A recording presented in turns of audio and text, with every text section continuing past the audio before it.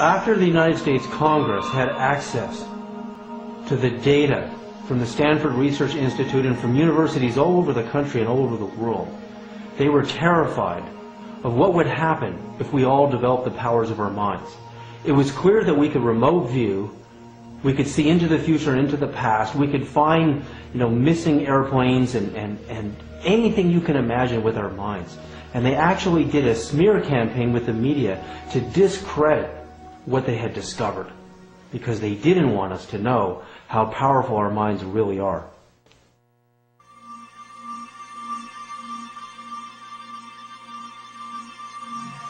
What is the language of quantum communication?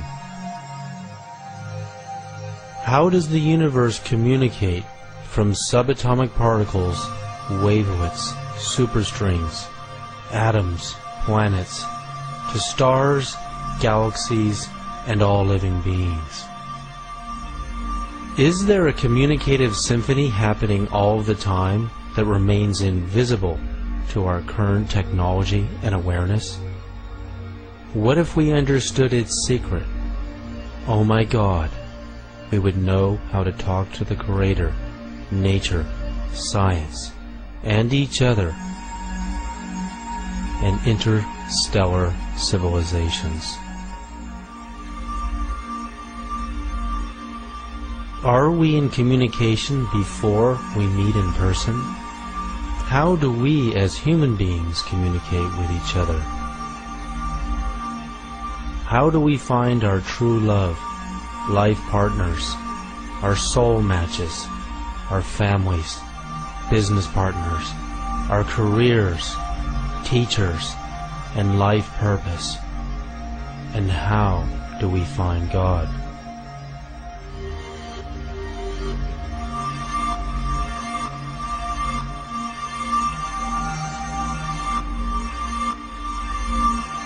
Hey, what's going on? I'm leaving you a message. I'm really starting to get worried that you haven't called me back. And I guess, you're not leaving me much of a choice. I'm going to go ahead and tell you what I've been needing to tell you via voicemail, even though it makes me very uncomfortable to do that. Yeah, heart disease, the body is not a separate entity, all its different parts just acting alone. There's a mind-body interaction that has a lot to do with the development of disease in general. I just wanted to let you know that I can barely live without you. I was paralyzed a couple of days ago, and I don't know, I've never really had the courage to tell you that you're the one for me and I can't live without you. Stress on the brain will cause output of energy into the body that affects all your organs. It seems that some people have the propensity to discharge brain stress into various parts of their body, and certain people channel their distress into usually one place.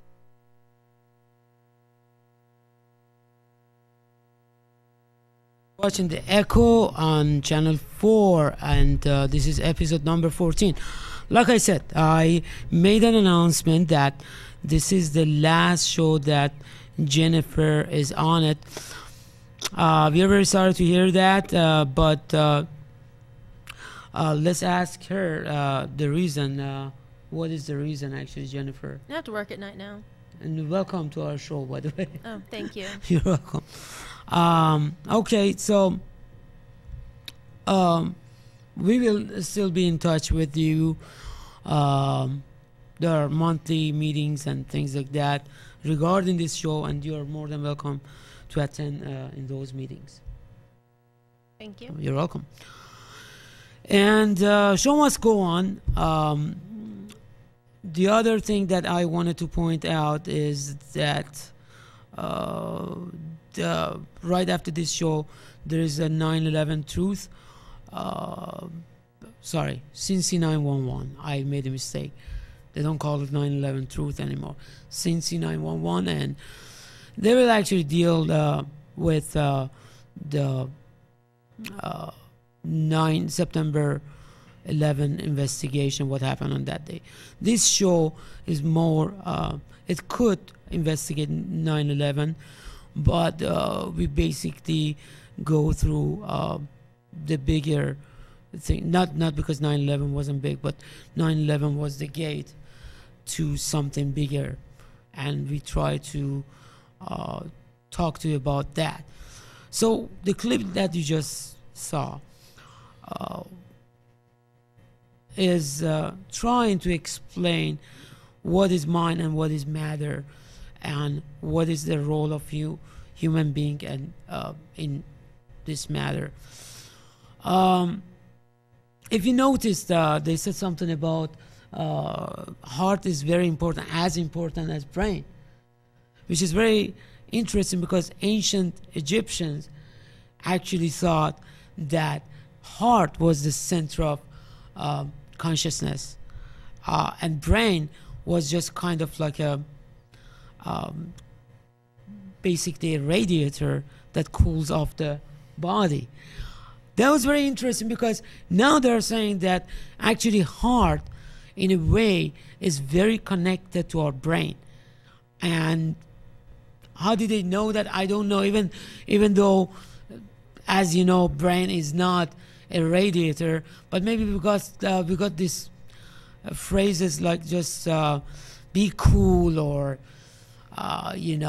steam is coming out of his ear. Maybe we got these phrases from that thought that brain was just a radiator and heart was the center of not emotion but actually thoughts. So any take on that, guys? Well, yeah, because the heart gives out a whole lot of more energy than the brain does. In other words, like if you were to measure it on one of those meters, that Yes. measures different electrical waves, and you were to measure the heart versus the brain, the heart actually gives out a lot more energy. Yeah. So, and the heart is really, if you think about it, the center of all.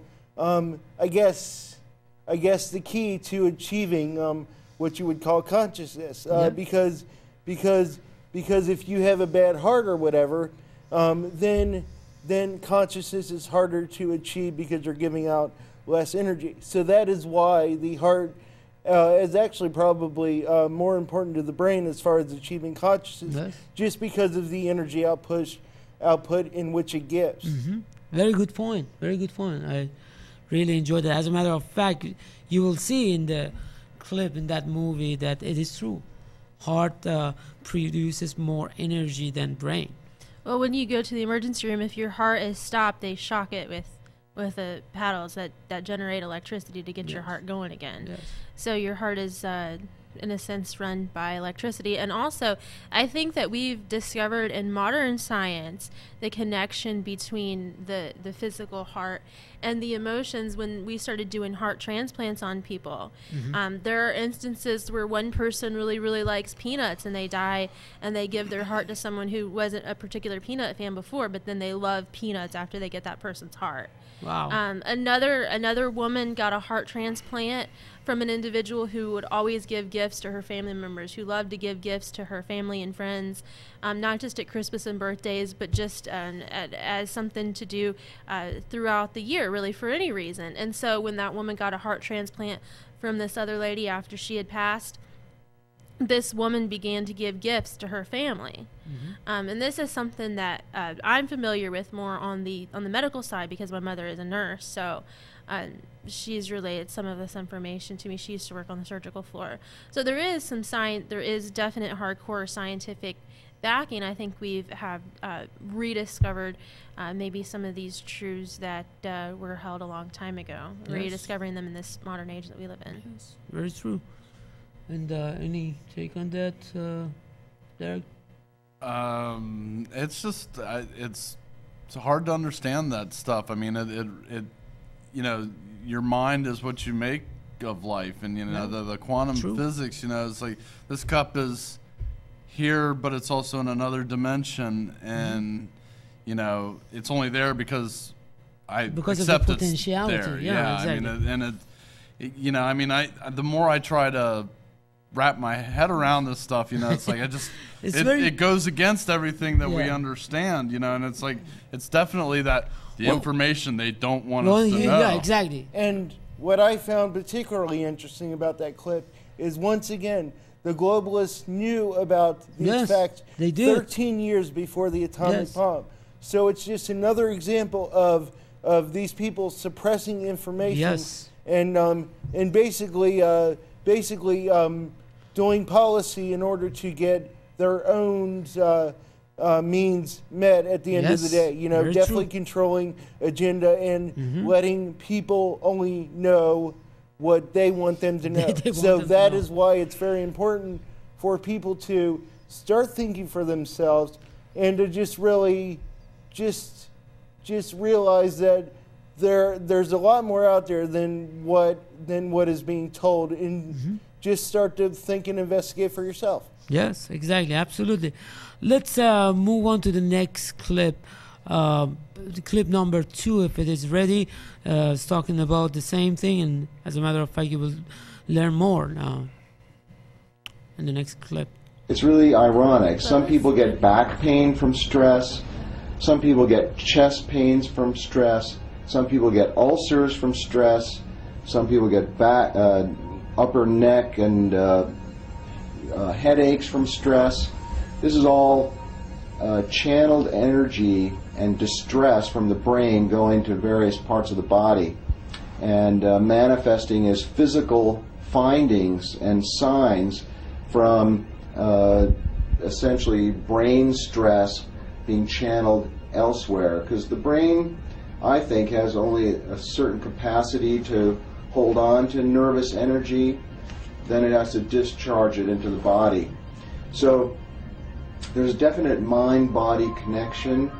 A lot of people channel their stress into their heart, and we know that stress and adrenaline that's produced by stress goes into the heart and can affect the heart in an adverse way that can create abnormal heart rhythms, spasm of the arteries of the heart, and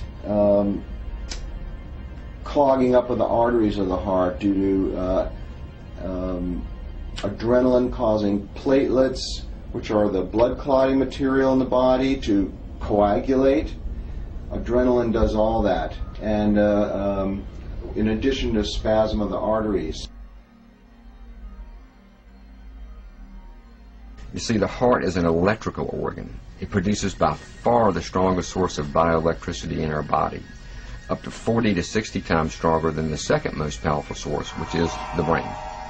This electrical energy travels through every single cell in our body and, in a sense, kind of binds the cells together. It's strong enough that it even can be detected outside the body, out into space, beyond the skin. It's not an aura that we're measuring when we do this, or anything like subtle energy. What it is very measurable electromagnetic energy, much like radio waves. And what we found is that the heart produces an electromagnetic field that surrounds our entire body in 360 degrees. And that it can be detected about 3 to 4 feet with magnetometers outside the body. Researchers at the Manager Clinic in Kansas say they've detected it 10 to 12 feet. So regardless of how far it goes, what's interesting is that we produce this electromagnetic field that can be detected. It can be measured with sensitive mainstream medical equipment. The human nervous system is an electrical energy system where positive and negative ions flow. We can even measure the surface electrical activity of the body at the fingertips using a simple voltage meter in the millivolt setting. Most human beings have far less than 1 volt total, regardless of where we measure along the body. The numbers oscillate due to the numerous electrical pulses in our nervous system. Testing hundreds of individuals, our study has shown that everyone has different voltages at different moments in their lives. Children tend to test around 1/4 of a volt, while adults can range anywhere between 0.5 and 30/100ths of a volt. If we are less than a 1.5 volt battery, how can we broadcast a powerful energy signature? And how can we hear? a message that is